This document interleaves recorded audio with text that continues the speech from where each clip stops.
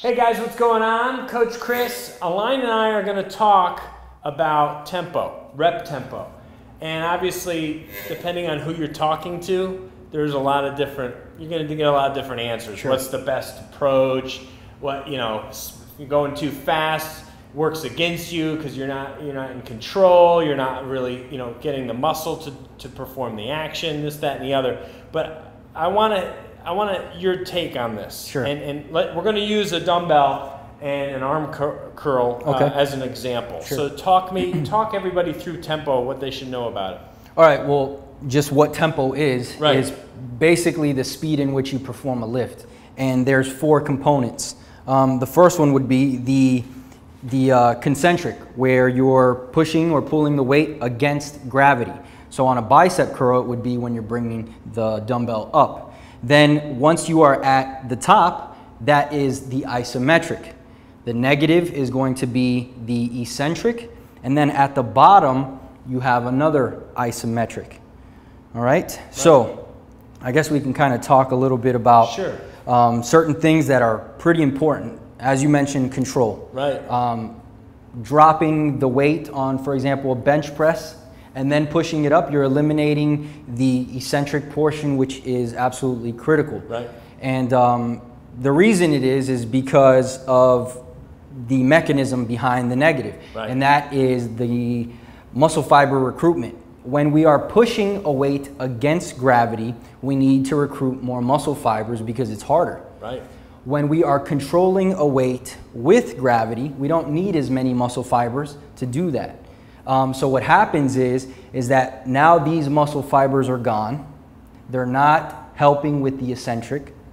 And those muscle fibers that are left are now bearing the load of the weight. With the concentric, you're basically, the main thing that you need to focus on is getting the weight from point A to point B in control. Right. So if you have to push it in 1 second to do that, or 2 seconds, that's completely fine as long as, again, as the weight is in control. Right. And then speed, obviously, with tempo, you're going to talk about the speed. Sure. Which is just another way of talking tempo, right? But the faster you go, the more explosively you're moving something, the more muscle fiber recruitment you get, correct?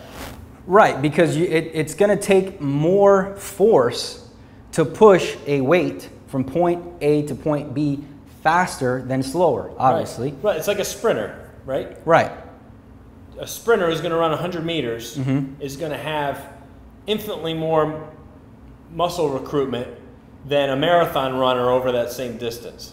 Oh, absolutely. Right. Absolutely. It's not even close. If we're talking the same distance, absolutely. But is someone going to argue a sprinter isn't under control? Right. That's right. Exactly. It's like, no, well, he's going much faster, but he's still in control of everything he's doing, just doing it at a much higher speed.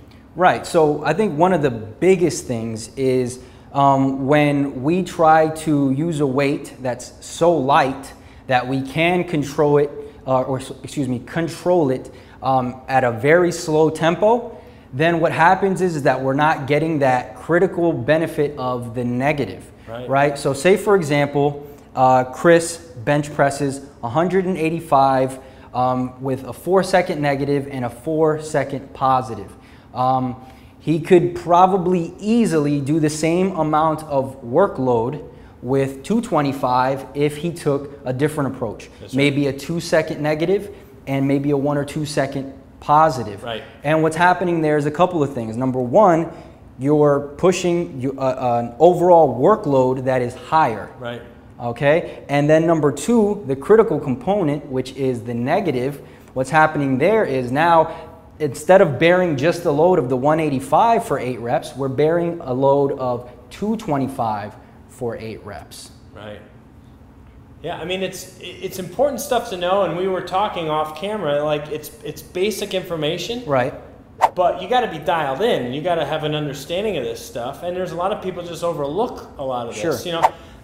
Let's continue with the example of the arm curl, right? Okay. We're talking speed. So there's going to be guys that you go to the gym and their tempo doing a curl maybe is about like that. Right. Right? But would you say, you know, if I'm obviously taking like body sway and everything out of it, I'm under perfect control right now. The biceps are doing the exercise. Right, exactly. But I'm still under control here. Right, but I'm going to do a lot less repetition. Or a lot less weight. Or a lot less weight. Right, exactly. Right. So and I'm hoping that resonates a little bit with people watching, have an understanding of what we're driving at. I think a lot of the time, again, the main thing that people lose focus on is the whole control factor. Just because a rep is explosive does not mean that you're using momentum or not in control of the weight. I mean, one of the most controlled lifts you could have that's also one of the most explosive is a 1RM for somebody who's got really good technique and good skills.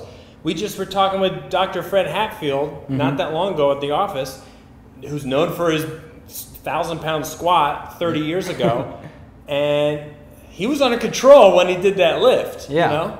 But he had to do. But his whole thing too is accelerating through the exercise, so increasing that tempo. Right. You know, but still under perfect control. And if you think about it, this is the reason why people use things like the slingshot for bench pressing. Absolutely. It's to overload the negative, because we can't, or we can handle more weight on the negative than we can on the positive. And there's a lot to be said, again, for that negative. So when we can overload the negative, it's as important, if not more important, than the concentric. Yeah.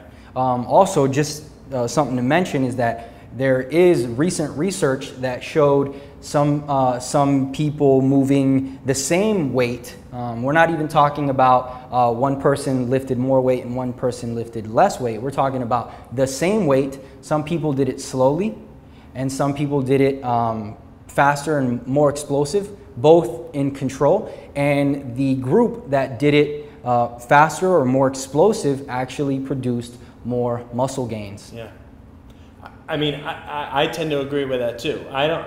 Plus, for me, weight training, if it's slow to me implies boring. Right. At the same time. Yeah. And doesn't seem to be as performance based. Right. When you do anything like performance, like with the body to show your strength or your muscle, it's usually always going to be quick and fast. Strongman stuff, powerlifting stuff, right? So, I mean, I don't know. And I think that, and then the side effect of all that is muscle gains. Absolutely. Yeah. But I don't want to say, though, that slow rep tempos won't produce gains or strength. Right. It's not going to be, you're not going to gain as much strength as quickly, probably as somebody who used a controlled tempo that's a little bit faster and more explosive. But as long as you're progressing, whether you're training in a slow rep tempo or a regular rep tempo, then you're still going to produce muscle growth. That's just the way that it is. You know, they're both going to work, but there's some things to consider, I would say. Yeah, absolutely. Well, I hope that was helpful. It's always good to hear this information over and over again. As much as we know over the years, it's nice to remind yourself. It's like reading a good book over again. You know, always kind of pick something else up. So, some great tips in there. Alain, thank you. Muscle Monsters, check it out. We'll see you soon. Check the links below.